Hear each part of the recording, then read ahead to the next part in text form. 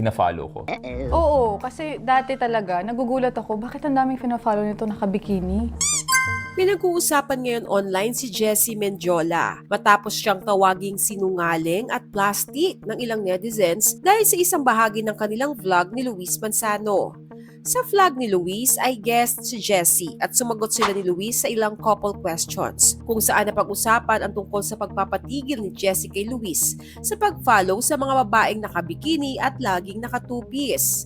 Para kay Jessie, hindi na raw iyon appropriate ngayon dahil may asawa na si Luis. Fina-follow ko.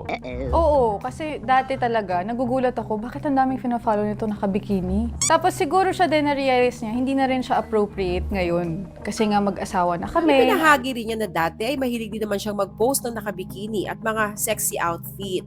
Pero ayon sa kanya, tinigilan na raw niya iyon o nag-tone down simula nang maging mom siya at maging wife. Parang I guess maganda na rin yun for us kasi parang nandun na rin yung boundaries, kumbaga. Nire-respeto kung ano yung request ko na it's not appropriate anymore na may nakikita kang ganun sa feed mo. Actually, dati kasi 'di ba ako din naman nagpo-post din naman ako ng mga bikini, ng swimsuit, ganyan-ganyan or ng mga sexy posts. But ever since I became a wife and a mother, I kind of toned it down a bit. Dito naman nagsimulang magkaroon ng reaksyon ang ilang netizens. May mga naglabas ng tinatawag nilang resibo at ipinakita ang ilang beach photos ni Jessie na nakatupis at sobrang sexy kahit asawa niya na si Luis noon at isa na siyang ina kay baby Rosie. Dahil dito may mga netizens na nagtanong kung masasabi ba talagang nag-tone down na si Jessie pagdating sa kanyang mga post. Para sa ilan, tila may contradiction sa pagitan ng sinasabi niya sa vlog at ng mga larawang kanilang nakikita pa rin online.